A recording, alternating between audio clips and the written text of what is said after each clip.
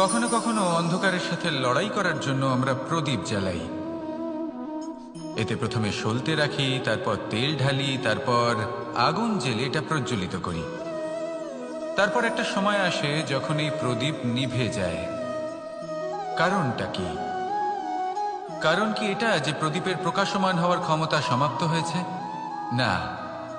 এই যে আগুন আমরা দেখতে পাচ্ছি, এই আগুনের জন্য যে শক্তির প্রয়োজন হয় তা আসে এই তেল থেকে।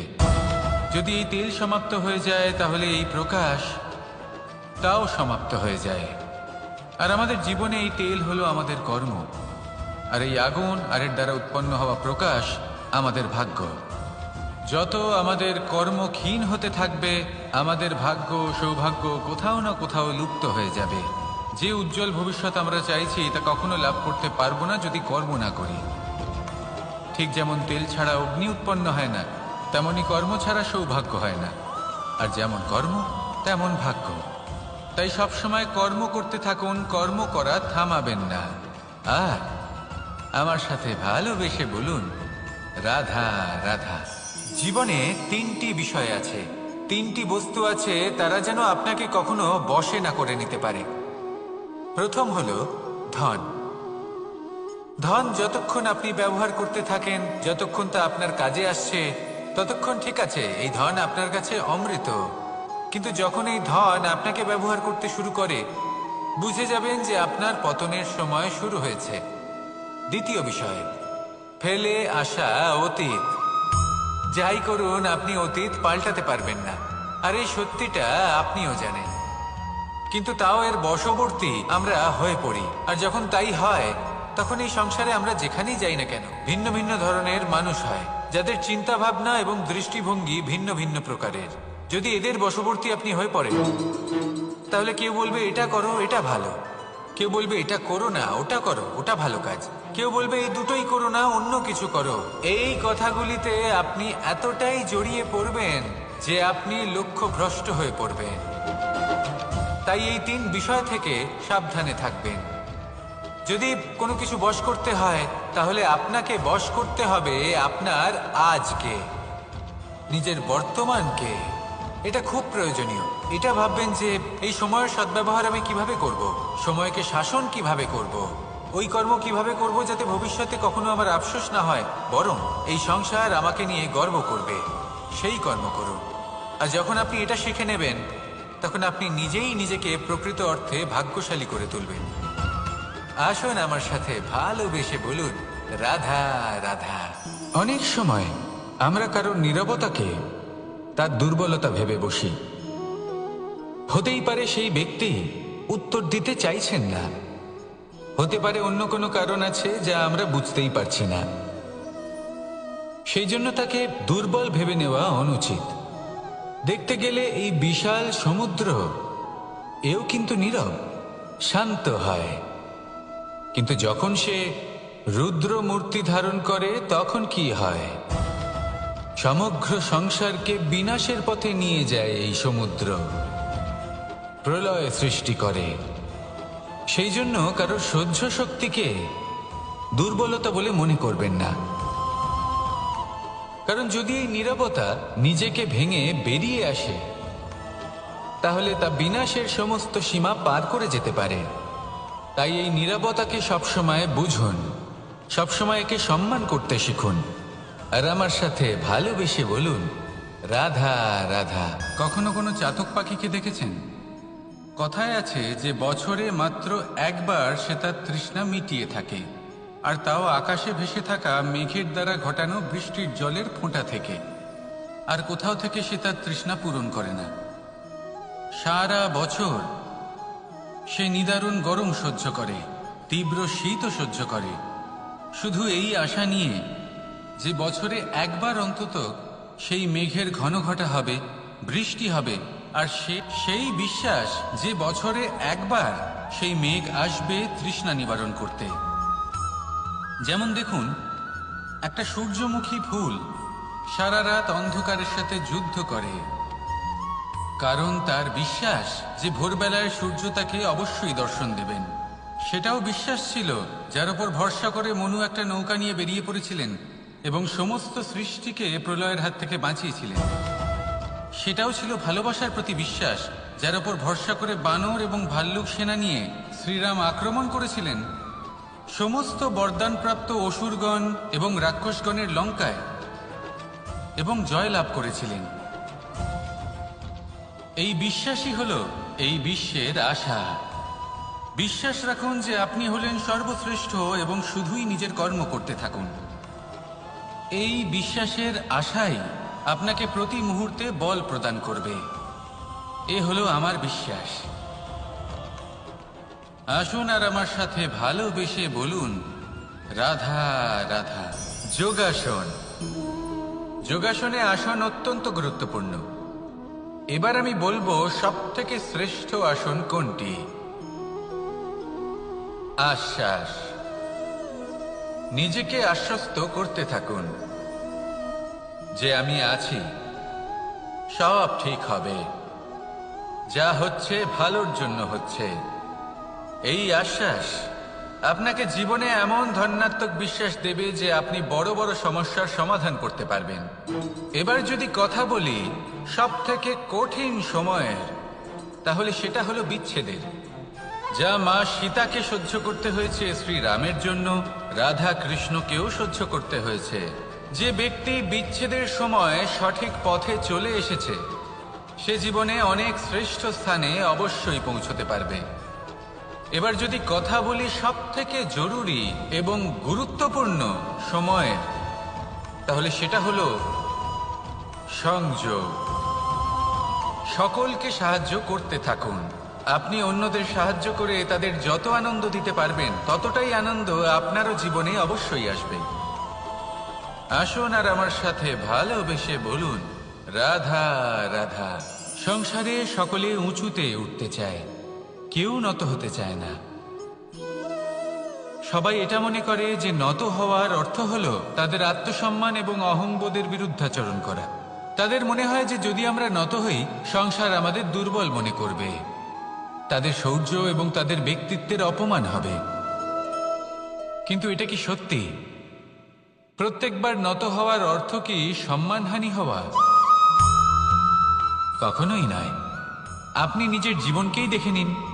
আপনার কোনো অমূল্য জিনিস যদি নিচে পড়ে যায়, তাহলে তাকে কিভাবে তোলেন?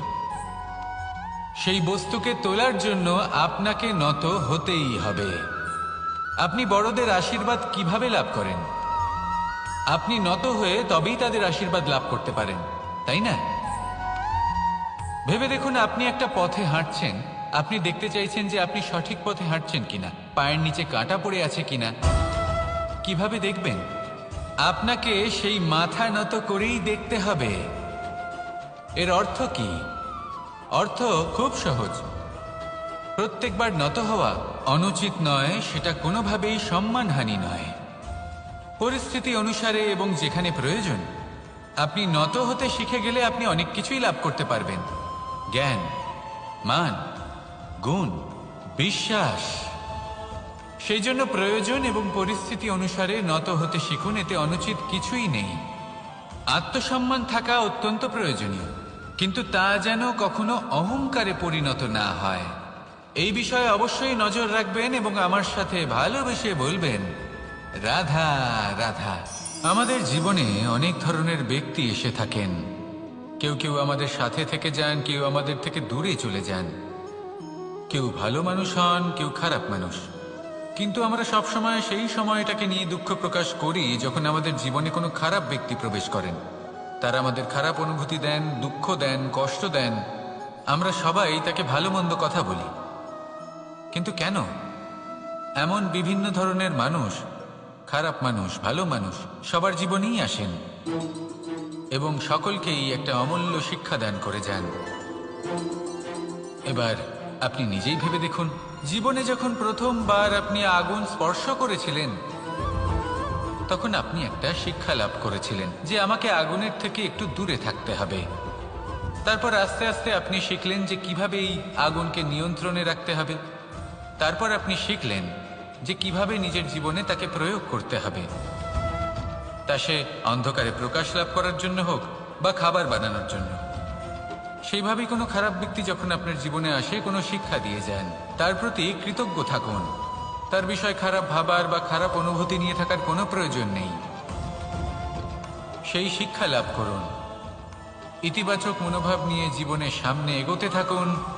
কেউ নেই যিনি আপনাকে বাধা দিতে পারেন। আসুন আমার সাথে ভালোবেসে বলুন, রাধা রাধা। অনেক সময় আমরা জীবনে অনেক মানুষকে এমন বলতে শুনে থাকি যে আমি অসফল হয়েছি কারণ আমার সময় ভালো যাচ্ছিল না। আমি এই জিনিসটা লাভ করতে চাইছিলাম কিন্তু করতে পারলাম না কারণ আমার সময়টা ভালো যাচ্ছিল না। আমি আমার জীবনে ওই মহান কাজটা করতে চাইছিলাম কিন্তু করতে পারলাম না। কেন? কারণ আমার সময়টা ভালো যাচ্ছিল না। কিন্তু যে মুহূর্তে ভালো সময় আমার জীবনে আসবে, আমি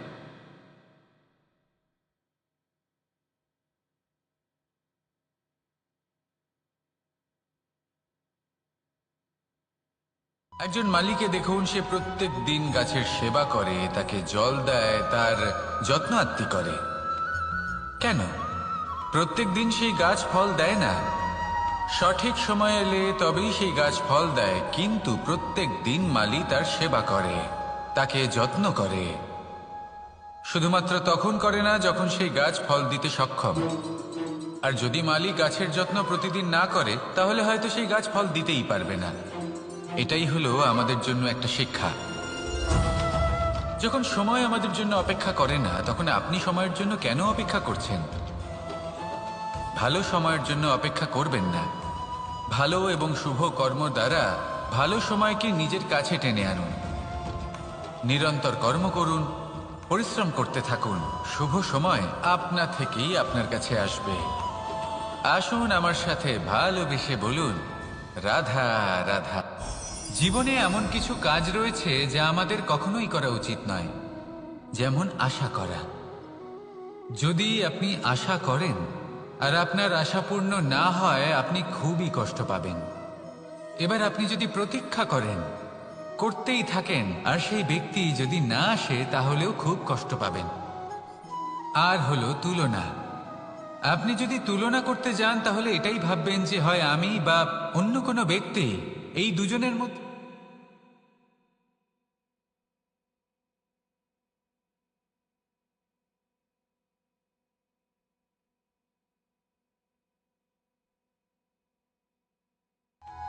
এই পরীক্ষা সবসময় আমাদের আরো সফল করে তোলে, আরো শ্রেষ্ঠ করে তোলে, আরো উৎকৃষ্ট করে তোলে।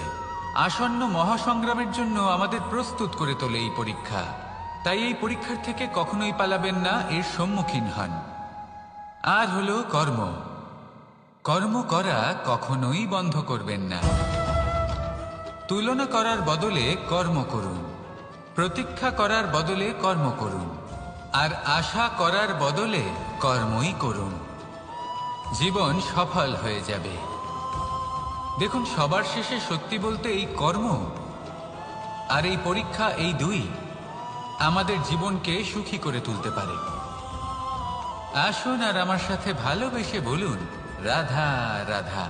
মানুষ তার জীবনে শিক্ষা এবং প্রেম, এই দুই লাভ করে তার মাতা, পিতা এবং গুরুর কাছ থেকে। কিন্তু মানুষ সবথেকে বেশি ভালোবাসে নিজের মাতাকে, কারণ মাতা খুব নির্মল চিত্তে ভালোবাসে, শান্ত মনে আমাদের অন্তরে শক্তির সঞ্চার করে থাকেন, আমাদের উৎসাহ দেন, বলশালী করে তোলেন। ব্যাপারটা কিন্তু এমন নয় যে আমরা নিজেদের বাবা বা গুরুকে ভালোবাসি না, তাদেরকেও আমরা অত্যন্ত ভালোবাসি, শুধু ওনাদের কঠোর ব্যবহার দেখলে আমরা একটু ভয় পেয়ে যাই। এবার ওনাদের এই কঠোর ব্যবহার আমাদের ভালো না লাগলেও অত্যন্ত আবশ্যক, কারণ মাতার থেকে আমরা যে শক্তি লাভ করি তা যেন নিয়ন্ত্রণ হারিয়ে বিধ্বংসী না হয়ে ওঠে, আমরা যেন কোনো কুপথে না চলে যাই, আমরা কখনো যেন দোষ না করে ফেলি। শুধু সেই জন্য পিতা এবং গুরু একটু কঠোর হয়ে ওঠেন, এবং ওনাদের এই কঠোর আচরণ ভবিষ্যতে গিয়ে আমরা অবশ্যই বুঝতে পারি। জীবনে কিছু বছর আমরা এগিয়ে যাই আর তারপর আমরা বুঝতে পারি যে বাবা এবং গুরু আমাদের যথেষ্ট ভালোবাসতেন, কিন্তু ওনাদের ভালোবাসার বহিঃপ্রকাশ আলাদা। প্রয়োজনীয় হলো এটা দেখার, এটা বোঝার যে শুরু থেকে আমাদের প্রতি ওনাদের আচরণ কেমন ছিল। ওনাদের কঠোর হওয়ার পেছনে ওনাদের ভালোবাসাটা বোঝার চেষ্টা করুন, ওনাদের চিন্তাটা বোঝার চেষ্টা করুন, ওনাদের পথপ্রদর্শনের আড়ালে আপনার ভবিষ্যতের জন্য যে পরিকল্পনা ওনারা করেছেন সেটা বোঝার চেষ্টা করুন। তখন আপনারা বুঝতে পারবেন ওনাদের ভালোবাসাকে। আপনার মনের মধ্যে আপনা থেকেই ওনাদের প্রতি সম্মান জেগে উঠবে। নিজের পিতা এবং নিজের গুরু এই দুজনের প্রতি কৃতজ্ঞতা প্রকাশ করুন আর আমার সাথে ভালোবেসে বলুন, রাধা রাধা। আমি অনেক সংখ্যক মানুষকে দেখেছি, তাদের কাছে অত্যাধিক জ্ঞান আছে, শিল্প আছে, ধন আছে, কীর্তি আছে, কিন্তু তারা এই সব কিছু নিজেদের কাছেই রাখেন, এই সমাজে বিতরণ করেন না। কারণ হলো ভয়। ওনাদের মনে হয় যে যদি আমি এই সব কিছু সমাজে বিতরণ করি তাহলে সমাজ আমার শিল্প হোক, ধন হোক, জ্ঞান হোক, কীর্তি হোক, সবকিছু চুরি করে নিয়ে যাবে আর তার বদলে আমি কিছুই পাবো না। এটা কিন্তু সত্য নয়। সত্য হলো এটাই যে যদি আপনি নিজেকে এই সংসারের প্রতি সমর্পিত করেন তাহলে এই সংসার আপনার প্রতিও সমর্পিত থাকবে। আপনি শুধু ধন, জ্ঞান, কীর্তি, সম্মান পাবেন তাই নয়, বরং এই সমাজ আপনাকে নিজের চোখে হারাবে, মনের মধ্যে স্থান দেবে। তাই এই ভয় ত্যাগ করে দেখুন কিভাবে এই সমাজ আপনাকে প্রেম সমর্পণ করে। আসুন আমার সাথে ভালোবেসে বলুন, রাধা রাধা। জীবন কিসের উপর নির্ভরশীল? ধনের ওপর, বৈভবের ওপর, নিঃশ্বাসের ওপর? না, এই জীবন নির্ভরশীল বিশ্বাসের ওপর। বিশ্বাস নিজের ওপর, বিশ্বাস আমাদের আপনজনের ওপর। কিন্তু যখন এই বিশ্বাস ভেঙে যায় তখন মানুষের মনও ভেঙে যায় আর তারপর সে অন্য কিছু করতেই পারে না। তখন কি করা যেতে পারে? 3টে কাজ আছে যা আপনি করতে পারেন। প্রথম, ভালোবাসা। যাকে আপনি ভালোবাসেন, যারা আপনাকে ভালোবাসে, ভুল যারই হোক না কেন, তার কাছে ক্ষমা চাইতে কখনোই সংকোচ বোধ করবেন না। দ্বিতীয় হলো বিশ্বাস। যারা আপনাকে ভালোবাসেন, আপনাকে বিশ্বাস করেন, তাদের বিশ্বাস কখনো ভাঙবেন না। তৃতীয় হলো আশা। যারা আপনাকে ভালোবাসেন, আপনাকে বিশ্বাস করেন, তাদের আশা আপনার সাথে জড়িত। তাদের থেকে কখনো কিচ্ছু লুকোবেন না। এই 3টে কাজ করুন আর এই জীবন সুপ্রসন্ন হয়ে বলবে, রাধা রাধা। মানুষের জীবনে 2 ধরনের আবেগ থাকে যা চিরকাল তার সাথে বসবাস করে। প্রথম, স্বপ্ন। দ্বিতীয়, অজুহাত। মানুষ হাজার হাজার স্বপ্ন দেখতে পারে। আমাকে এই কাজ করতে হবে, আমাকে ওখানে ঘুরতে যেতে হবে, আমার জীবনে এই অসম্ভব কাজ বাস্তবায়িত করে দেখাতে হবে, আদি ইত্যাদি। এবার ঠিক যেমন স্বপ্ন দেখেন সেইভাবে অজুহাতও খুঁজে নিয়ে আসেন। আমি এই স্বপ্ন পূরণ করতে পারলাম না, কারণ আমাকে কেউ সাহায্যই করল না, কারণ আমি দুর্বল হয়ে পড়েছিলাম, কারণ আমার কাছে সময়ই ছিল না, আদি ইত্যাদি। এবার সাফল্য এবং অসফলতার মাঝখানে এই ধরনের সংঘর্ষ হতে থাকে। সাফল্য তখন লাভ করা সম্ভব যখন আপনার স্বপ্ন আপনার অজুহাতের থেকে অনেক বড় হয়, আর অসফলতা তখন পাবেন যখন আপনার অজুহাত আপনার স্বপ্নের থেকে অনেক বড় হয়। আপনি যদি সাফল্য লাভ করতে চান তাহলে চেষ্টা করতে থাকুন, পরিশ্রম করুন। যদি অসফল হন তাহলে ভয়ভীত হওয়ার কোনো প্রয়োজন নেই। নিজের ভুল বুঝুন, তাকে শুধরে নিন, আবার চেষ্টা করুন। কিন্তু যদি নিজের জীবনে অজুহাত নিয়ে আসেন তখন স্বপ্ন কখনো পূরণ হবে না। আসুন আমার সাথে ভালোবেসে বলুন, রাধা রাধা। ভয়ের সাথে আমরা সবাই পরিচিত, কষ্ট আমরা সবাই পেয়েছি। কখনো কখনো আমরা অসুস্থ হয়ে পড়ি, আর এমন সময় হলে মাতার মমতা, কখনো বাবার স্নেহ, কখনো বন্ধুদের পাশে থাকার অনুভূতি আমাদের রোগ নিরাময়ে সাহায্য করে। কখনো যদি আমরা নিরাশ হয়ে পড়ি, তখন যদি আমাদের কোনো আপনজন আমাদের 2টো ভালো কথা বলে, তখন আমাদের মনোবল বেড়ে যায়। ঠিক তেমন সংসারের এই রঙ্গমঞ্চে যদি আপনি পীড়িত অনুভব করেন, কিছু শুভ কথা আলোচনা করুন। কিছু স্তুতি গান করুন। কিছু মুহূর্তের জন্য হলেও নিজের ইষ্টদেবের কথা স্মরণ করুন আর প্রার্থনা করুন।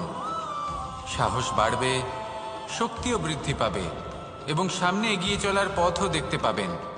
তখন এই মন প্রসন্ন হয়ে বলবে, রাধা রাধা। পাখি কখন জন্ম নেয়, কখন উড়তে শেখে, কখন বাসা বানাতে শেখে, কখন নিজের মৃত্যু লাভ করে, এসব আমাদের মধ্যে কেউ জানি না। কিন্তু পাখি একটা কথা খুব ভালো করে জানে, যে এই সংসারেও যা কিছুই করুক না কেন, এই সংসারের ওকে নিয়ে কিচ্ছু যায় আসে না। এবার আমরা কি করি? কোনো কাজ করার আগে আমরা এটা ভাবি যে এই সংসার যদি আমাকে দেখে ফেলে তাহলে কে জানে এই সংসার কি ভাববে, আমার প্রতিচ্ছবি কেমন তৈরি হবে কে জানে, কে জানে কি হবে আদি ইত্যাদি। এই সব ভাবনায় আমরা মগ্ন হয়ে যাই। কিছুটা এমনভাবে মগ্ন হই যে বর্তমানের কর্মের এই জীবনের যাত্রাপথে সেই সময়ের আনন্দ উপভোগ করতে ভুলে যাই। এবার দেখুন একটা পাখি কি করে, ওর কর্ম হলো গান গেয়ে চলা। ওই পাখি গেয়ে চলে, কেউ ওর গান শুনুক বা না শুনুক, কেউ আদৌ শুনছে কিনা সেই বিষয়টা নিয়ে সেই পাখির কিছুই যায় আসে না। সেই পাখি নিজের কর্ম করতে থাকে। হয়তো সেই জন্যই আপনি কখনো কোনো পাখিকে কাঁদতে দেখবেন না। এরকমই আপনাকে নিজেকে গড়ে তুলতে হবে। প্রথমে নিজেকে জিজ্ঞেস করুন, এই যে কর্ম আমি করতে চলেছি সেটা কি উচিত? যদি আপনার মনে হয় সেটা উচিত, তাহলে সেটা প্রমাণ করুন। এটা ভাববেন না যে এই সংসার কি ভাববে। আসুন আর আমার সাথে ভালোবেসে বলুন, রাধা রাধা। আকাঙ্ক্ষা কখন লোভে পরিণত হয়ে যায় তা কেউ বলতে পারে না। এবার তার পরিণাম কি হতে পারে তাও আমরা কেউ জানি না। আজ আমি আপনাকে বলছি, কোনো ব্যক্তি সব থেকে বেশি ক্ষতির সম্মুখীন তখনই হয় যখন সে এটা মনে করে যে সে সব থেকে বেশি সুরক্ষিত স্থানে রয়েছে।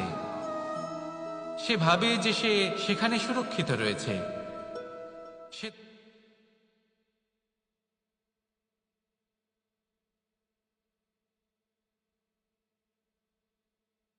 নিঃস্ব হয়ে যাওয়ার পরিস্থিতি কোনো মানুষের জীবনে তখনই আসে যখন তার কাছে প্রচুর সম্পত্তি থাকে এবং সে তার থেকেও অনেক বেশি সম্পত্তি অর্জন করতে চায়। সেই অনেক বেশি সম্পত্তি অর্জন করার চেষ্টায় সে এমন কিছু করে বসে যার ফলে তাকে সমস্ত সম্পত্তি হারাতে হতে পারে। একজন রচনাকার নিজেই নিজের প্রতিভা একদম শেষ করে দিতে পারে যখন সে অনেকগুলো কাজ নিজের কাঁধে নিয়ে নেয়। একটা গুরুত্বপূর্ণ কথা সবসময় মনে রাখবেন, আজ আপনি যেখানেই থাকুন না কেন, যেমনই যে কোনো স্থানেই থাকুন না কেন, এর পেছনে আপনার আকাঙ্ক্ষার একটা বিশাল ভূমিকা রয়েছে। কিন্তু মনে রাখবেন, আপনাকে শিখতে হবে যে কখন আর কিভাবে নিজের উচ্চাকাঙ্ক্ষাগুলিকে লাগাম পরাতে হবে, কারণ এটা অত্যন্ত আবশ্যক। তাই আসুন আর আমার সাথে ভালোবেসে বলুন, রাধা রাধা। রাত্রে আমরা সুখ নিদ্রা লাভ করি, আমরা স্বপ্ন দেখি, ভবিষ্যতের পরিকল্পনা করি, খুব ভালো লাগে। সকালে যখন চোখ খুলি নিদ্রা ভঙ্গ হয়, স্বপ্ন সেইখানেই ভেঙে যায়, আর তারপর আমরা আমাদের রোজকার জীবন যাপন করি। স্বপ্ন হয়তো মানুষ রাতের বেলায় দেখেন, কিন্তু সেটাকে সার্থক দিনের বেলাতেই করতে হয়। রাতে মধুর বাতাসের নিচে কোমল শয্যায় শুয়ে মাতার গলায় মিষ্টি গান শুনতে শুনতে নিদ্রায় আচ্ছন্ন হওয়া, স্বপ্ন দেখা, ভবিষ্যতের পরিকল্পনা করা বড়ই সরল। কিন্তু সকালবেলায় সময় মতো উঠে সূর্যের তাপ সহ্য করে, সেই উষ্ণতা সহ্য করে সর্বাঙ্গ ঘেমে গিয়ে নিজের পথ খুঁজে বের করা, সেই পথে অগ্রসর হওয়া, বাধা বিপত্তি এসবের সম্মুখীন হওয়া আর তারপর লক্ষ্য লাভ করা, এগুলো কঠিন কাজ। এ হলো অত্যন্ত কঠিন কাজ। যদি আপনি চান যে স্বপ্ন আপনি দেখেছেন তা সত্যি হোক, তাহলে দিনের বেলায় আপনাকে বেরিয়ে কর্ম করতেই হবে, পরিশ্রম করতেই হবে। মনের এই চক্ষু দিয়ে স্বপ্ন দেখা সম্ভব, কিন্তু যদি আপনি বুঝতে পারেন যে এই স্বপ্নই হলো আপনার লক্ষ্য, তাহলে তাকে সার্থক করতে শুধুমাত্র পরিশ্রম দ্বারাই করতে হবে। তাহলে পরিশ্রম করুন আর আমার সাথে ভালোবেসে বলুন রাধা রাধা।